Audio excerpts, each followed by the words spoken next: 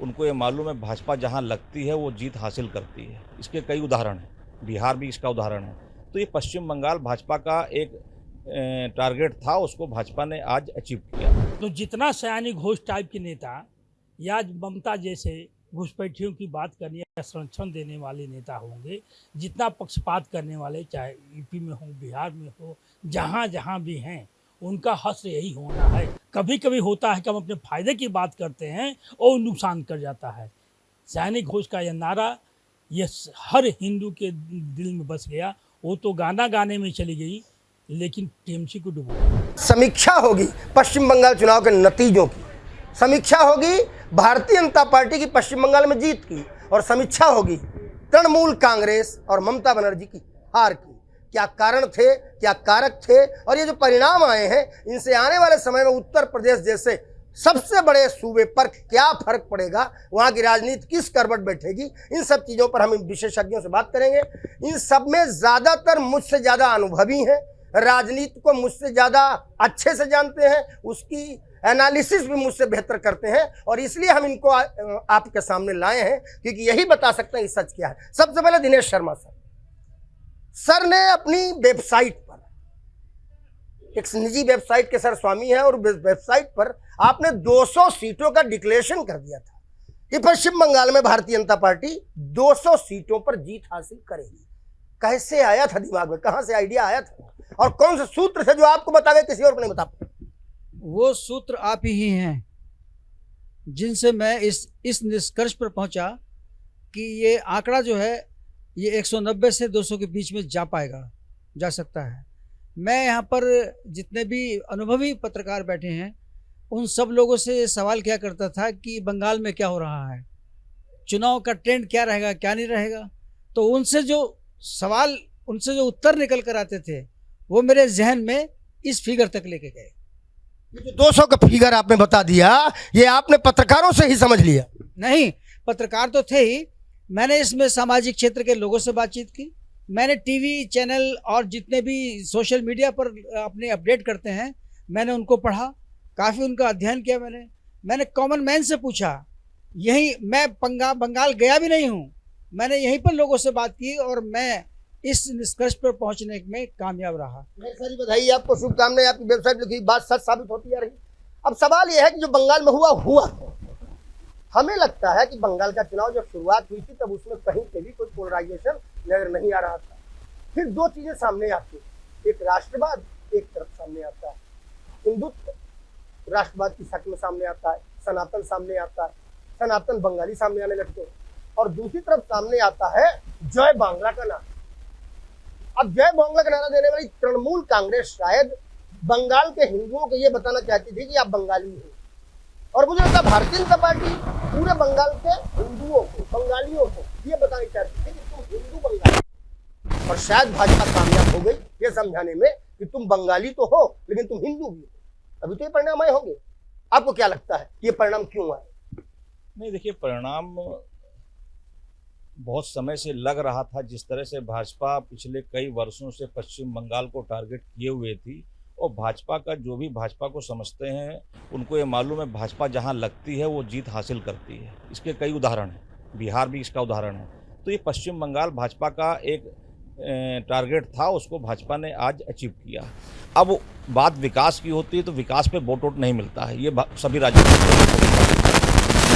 वहाँ पे आतंकवाद हो सकते हैं, वहाँ का खान पान हो सकता है, वहाँ का पहनावा हो सकता है, बंगाल की अस्मिता हो सकती है, बंगाली लोग हो सकते हैं, जिसको भाजपा ने फोकस किया, और उसको ये मालूम था कि इसी के दम पे हम बंगाल को विजय प्राप्त कर सकते हैं, ममता बनर्जी को हम इसी से हरा सकते हैं। और भाजपा ने पिछले कई वर्षों में इसी पे काम किया। जो सरकारी उनके केंद्र सरकार थी, उनकी योजनाएं थी, पूरे देश के नेताओं को उन्होंने वहां लगाया, गली गली नेता घूमे, और लोगों को ये समझाने में कामयाब रहे कि भाजपा ही आपकी अपनी पार्टी है, भाजपा ही आपका काम करेगी, भाजपा ही देश के लिए विकास की बात करती है। तो ये बात उन्होंने घर घर लोगों को समझाई। बड़ी सवाल ये बनता है कि रोहिंग्या, बांग्लादेशी या घुसपैठिया वर्ड ये खूब चला चुनाव से पहले, खूब घुसपैठिए, बांग्लादेशी, रोहिंग्या ये खूब चला। क्या ममता बनर्जी इस चीज़ को स्पष्ट नहीं कर पाई कि हाँ घुसपैठिए हम लाए हैं, बांग्लादेशी हम लाए हैं, रोहिंग्या हम लाए हैं, और बंगालियों को लगने लगा कि हाँ रोहिंग्या आए हैं, बांग्लादेशी आए हैं, घुसपैठिए आए हैं, हमारा नुकसान कर रहे हैं। नहीं, देखिए ये बात हम नहीं कह सकते। ये अगर ये बात कहें तो ये बात तो यूपी में भी लागू होती है। यूपी में भी बहुत बड़ी संख्या में, लखनऊ में नगर निगम में लोग काम कर रहे थे इस तरह के, बहुत बड़ी संख्या में लोग भाग गए, तो इसका मतलब यहाँ कौन लाया था? तो हम ये बात नहीं करें। हाँ, ये बात भाजपा वहाँ समझाने में कामयाब हुई कि यहाँ पे बाहरी लोगों का ज़्यादा एंट्री हो गई है, आतंकवादी जो गतिविधियाँ हैं वो या देश विरोधी गतिविधियाँ हैं वो यहाँ पश्चिम बंगाल में ज़्यादा हो गई। ये जो लोगों को था, जो पिछले कई वर्षों से जो सरकार थी उसके खिलाफ एक माहौल था और एक अलग तरह का माहौल बन गया था पश्चिम बंगाल में, जिसको भाजपा बनाने में और उस बनाने के बाद से जो चुनाव परिणाम आए उसको कामयाबी। ठीक बात है, आलोक जी ने अपनी बात दे दी। अब हम आते हैं आलोक त्रिपाठी जी के बाद वरिष्ठ पत्रकार श्रीधर अग्निहोत्री। सर, सब कुछ सामान्य चल रहा था, बड़ी नेता है सयानी घोष, उनका एक गाना वायरल हुआ जॉय बांग्ला के बाद कि अमर हृदय मांझे काबा नैनो मदीना। उधर से आया हृदय मांझे काबा, उत्तर प्रदेश पहुंच गए वहां योगी बाबा, और फिर एकदम अलग टाइप का संग्राम शुरू हो गया, और शायद परिणाम आप बताना चाहेंगे? देखिए, योगी आदित्यनाथ जी का जो एक अपनी इमेज है वो इमेज पूरे देश भर में मशहूर हो चुकी है। हार्ड हिंदुत्व के लिए योगी आदित्यनाथ जी प्रसिद्ध हैं, और बंगाल की जो वर्तमान स्थिति थी वहाँ पर कम्युनलाइजेशन बहुत हो गया था, क्योंकि जो बांग्लादेश से रोहिंग्या आते हैं, घुसपैठिया आते हैं, उसको लेकर वहाँ हिंदू समाज जो है काफ़ी व्यथित था। तो योगी आदित्यनाथ जी के यहाँ से उन्हें लगा कि यहाँ जो है कुछ हिंदुत्व की लहर चलेगी। और बीजेपी, जहाँ तक बात है, बीजेपी तो एक जैसा स्टूडेंट होता है कि वो पूरे साल भर पढ़ाई करता है, तो एग्ज़ाम में उसे कोई दिक्कत नहीं होती है।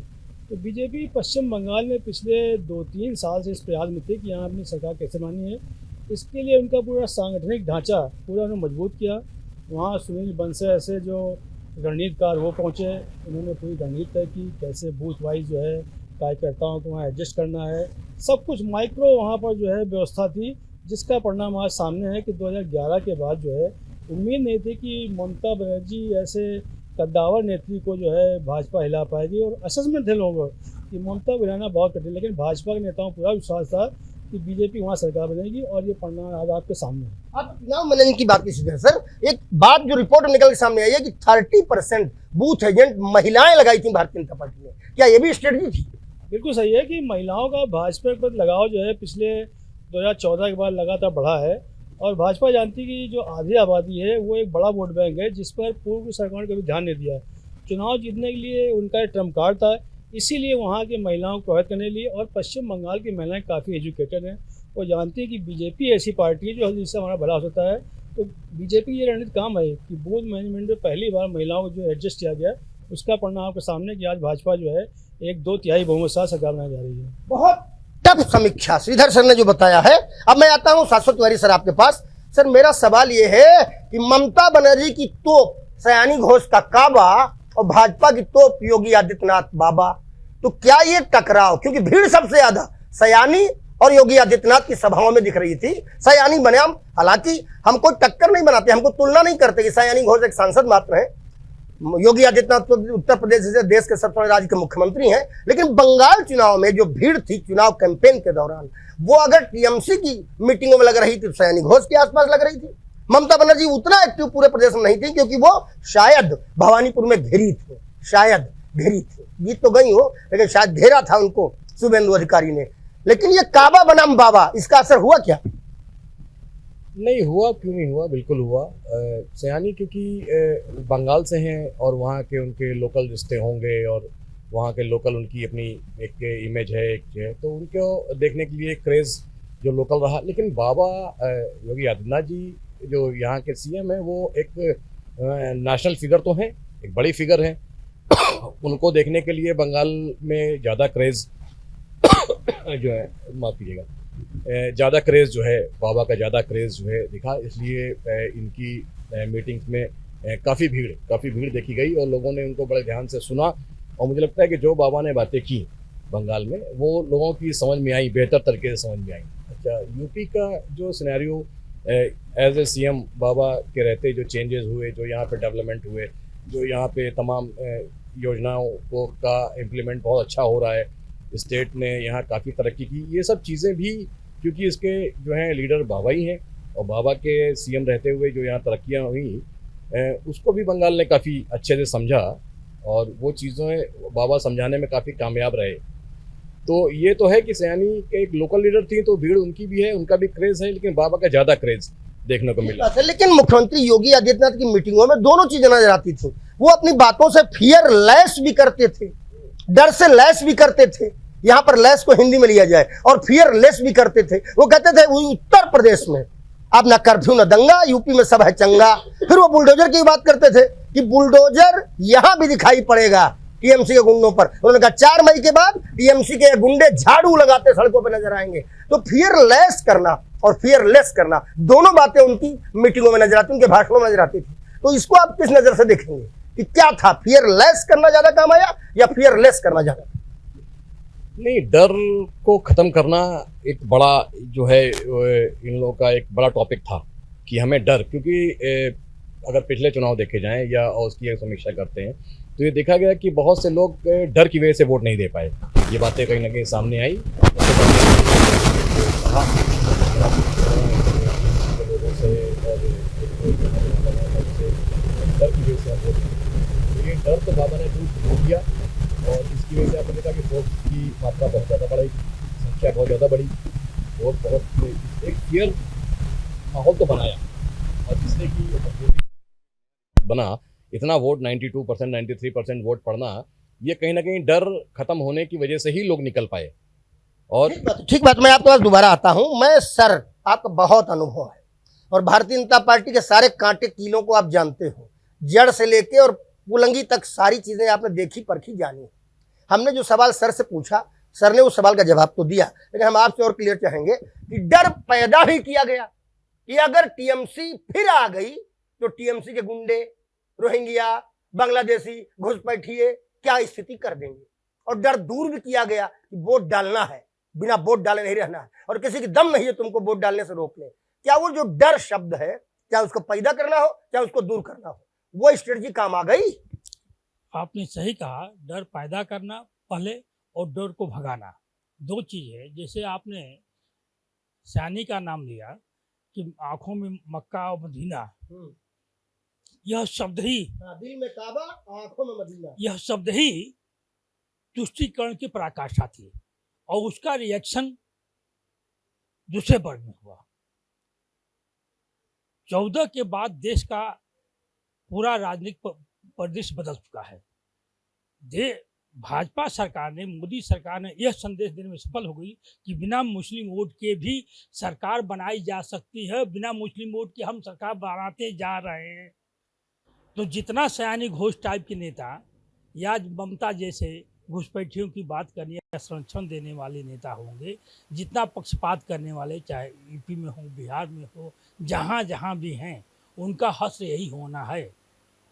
यूपी में अखिलेश यादव का जैसे हश्र हुआ, बिहार में लालू उनके बच्चों का हुआ, बंगाल में वही ममता का हुआ। ये होना ही था। पिछले चुनाव में जितना आतंकवाद पिछले 10 वर्षों में 45 एकड़ जमीन, किलोमीटर जमीन केवल फिनिशिंग के लिए राज्य सरकार को देनी थी, और बॉर्डर की जमीन वो ममता सरकार ने नहीं दिया। केंद्र सरकार लगातार कह रही कि फिनिशिंग करनी है, और उससे घुसपैठिए आ रहे हैं। एक यह संदेश, उन घुसपैठियों के कारण केवल कामकाज ही नहीं बिगड़ता था, हिंसा, आतंकवाद लगातार बढ़ता जा रहा है। ममता ने खुल करके इस चरण में जो 5 साल में किया कि हिंदू मान्यताएं नहीं मानी जाएंगी, मूर्तियों का विसर्जन नहीं होगा, लेकिन आप सड़क पर बैठ करके नमाज पढ़ सकते हैं, जहाँ चाहें जो चाहे कर सकते हैं। तो अति जो किया ममता ने, जो अति किया, हिंदुत्व के खिलाफ एक अभियान चला, तो 70% 30% कहा जाता है कि बंगाल में 30% मुसलमान हैं। तो ममता का तो इसी पर था कि 147 सीटें प्रभावित करती है, इससे तो हमारी गिनती शुरू होगी। यानी काबा और मदीना अगर ना आया होता, सयानी घोष द्वारा न लाया गया होता, तो शायद टीएमसी के लिए ठीक था, लेकिन इसको लाना नुकसानदेह हो। ये अतिरेक हो गया, ये नुकसानदेह हो गया। कभी कभी होता है कि हम अपने फायदे की बात करते हैं और नुकसान कर जाता है। सयानी घोष का यह नारा ये हर हिंदू के दिल में बस गया। वो तो गाना गाने में चली गई, लेकिन टीएमसी को डुबो गई।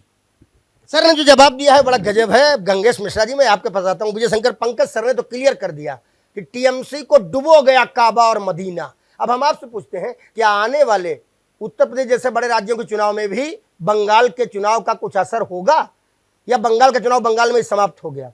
ये काबा और मदीना जो बंगाल में उल्टा पड़ गया, ये क्या यूपी में भी अगर आया तो उल्टा पड़ जाएगा? बिल्कुल, देखिए बंगाल इस समय राममय हो गया है। वहाँ पर जीत के बाद अभी से ही लोग जय श्री राम के नारे लग रहे हैं। और रही बात, धर्म से चुनाव नहीं लड़ा जाता, मुद्दा कई तरीके से लाइन ऑर्डर पे ही चुनाव लड़ा गया है। वहाँ पर भी उत्तर प्रदेश के मुख्यमंत्री जी ने वहाँ पर जाकर ये बता दिया है कि बुलडोजर यूपी में ही नहीं चलेगा, बंगाल में भी चलेगा। जो लाइन ऑर्डर को ध्वस्त करेगा उसको उसी तरीके से जवाब दिया जाएगा। और चुनाव इस बार इस बंगाल में इसी तरीके से पैटर्न पे कराया गया, लाइन ऑर्डर को दुरुस्त करके, जिससे अधिक संख्या में वोटिंग हुई। और उसका रिजल्ट ये रहा कि आज रिजल्ट सबके सामने है कि भारतीय जनता पार्टी सरकार बनाने में सफल हो गई। और रही बात चुनाव की, तो बंगाल एक अलग मुद्दा होगा, यूपी एक अलग मुद्दा होगा। यहाँ पर भी अखिलेश यादव के कई ऐसे बयान आ रहे हैं लगातार देखने को कि हम ये करा देंगे, वो करा देंगे, लेकिन ऐसा कुछ नहीं है। चुनाव फिर भी होगा, लाइन ऑर्डर पे ही होगा और इसका फायदा यूपी में भी दिखेगा। तो क्या आप ये कहना चाहोगे कि अखिलेश यादव को भी काबा और मदीना से बचने की जरूरत होगी? हाँ, बिल्कुल होना चाहिए। देखिए, धर्म को जोड़ के चुनाव लड़ना ही नहीं चाहिए। अगर हम कहते हैं चुनाव लड़ना है तो विकास के मुद्दे हैं, लाइन ऑर्डर का मुद्दा है। और अखिलेश यादव भी अगर कोई विकास अच्छा कराए हो तो अपने बताएं, या तो देखिए किसी मुद्दे को हवा देना, राम मंदिर क्यों बन गया, उससे विकास नहीं जोड़ा जा सकता, उससे ये करना, किसी धर्म को आहत पहुंचाना, ये गलत बात है। प्रदेश कार्यालय में जब कव्वाली होता है, अखिलेश यादव जब चादर हाथ में लिए नजर आते हैं, अखिलेश यादव जब विवाह समारोह लिखते हैं, तब उस कंडीशन में काबा मदीना तो सामने आने लगता है। करो क्या? देखिए, हम इस पर ये नहीं कहेंगे कि वो हो सकता है मक्का मदीना मानते हो, जो भी मानते हैं वो उनका व्यक्तिगत जीवन का हो सकता है। लेकिन रही बात धर्म की बात, तो हम लोग देखिए हिंदू हैं तो हम अपनी बात करेंगे, मुस्लिम भाई अपनी बात करेंगे, क्रिश्चियन भाई अपनी बात करेंगे। वैसे भी एक बात है, हिंदू मुस्लिम सिख ईसाई हम हैं सब भाई भाई, हम इस पे नहीं जाते। लेकिन हाँ, फिर हम ये कहेंगे कि बंगाल में बाबा का तो जादू चला और यूपी में फिर से चलेगा, इसका रिजल्ट जरूर देखने को मिलेगा। वरिष्ठ पत्रकार अमरेंद्र सिंह, नाम हमारा और इनका एक है, बस मेरे नाम में प्रताप लगा है, घर वालों ने लगा दिया अमरेंद्र प्रताप सिंह या अमरेंद्र सिंह है। सही सही बताना, भारतीय जनता पार्टी ने शुभेंदु अधिकारी जैसे नेता को तोड़ा, ममता बनर्जी से अलग किया। कभी ममता बनर्जी के सबसे करीबी माने जाने वाले शुभेंदु अधिकारी या अधिकारी परिवार, उनके पिता शिशिर अधिकारी भी सांसद रहे, उनके दोनों भाई भी सांसद रहे, नवेंदु और दिव्येंदु, और शुभेंदु अधिकारी एक सबसे बड़ा चेहरा बन के आया। जब वो स्टेज पर मुख्यमंत्री योगी आदित्यनाथ से आशीर्वाद दंडवत प्रणाम करके लेते नजर आए, तब क्या आपको नजर आ रहा था कि काबा बनाम बाबा हो गया यहाँ? देखिए, ये बंगाल का जो चुनाव है ये बहुत गहरी और मजबूत एक रणनीति के तहत लड़ा गया।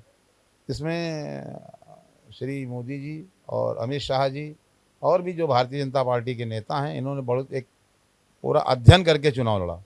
अगर आप योगी जी के भाषणों को आप सुनिए या आपने सुना होगा, तो उन्होंने जाते ही ये कहा कि ये डबल इंजन की सरकार है हमारी, मोदी और योगी एक साथ हैं। तो जिस तरह मेरा मोदी जी का एक्सपेरिमेंट उत्तर प्रदेश में है, तो वही एक्सपेरिमेंट यहाँ होगा।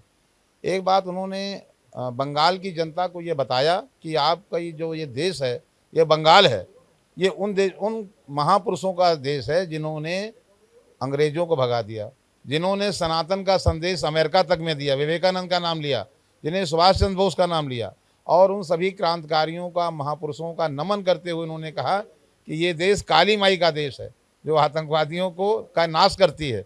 और इन सभी में आतंकवादियों का नाश करने के लिए मैं यहाँ आ गया हूँ।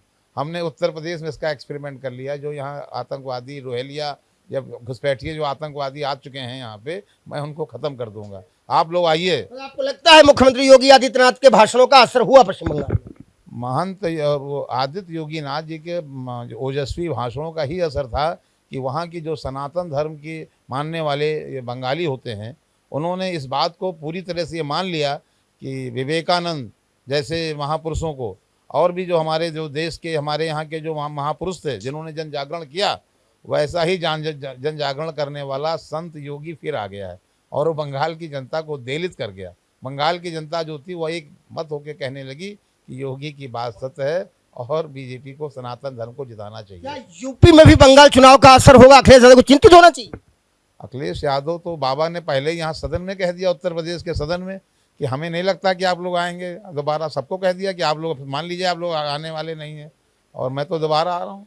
तो सदन में उन्होंने कह दिया। तो असर तो जो थोड़े बहुत जो थोड़े बहुत मुसलमान यहाँ पर तुष्टीकरण की राजनीति कर रहे थे, जिनके रोहिलिया लोगों से वो संपर्क भी थे, तो बाबा की इस जीत से उत्तर प्रदेश में यह हुआ कि उनकी कमर टूट चुकी है और वो खेल खत्म हो चुका था। तो भारतीय जनता पार्टी का एक नारा जो बहुत पहले से सुनने में आता था कि जहां पर जन्मे श्यामा प्रसाद मुखर्जी वो बंगाल हमारा है, अब तक तो नहीं लग रहा था, लेकिन इस बार आखिरकार वो बंगाल भारतीय जनता पार्टी का हो ही गया जहां श्यामा प्रसाद मुखर्जी ने जन्म लिया।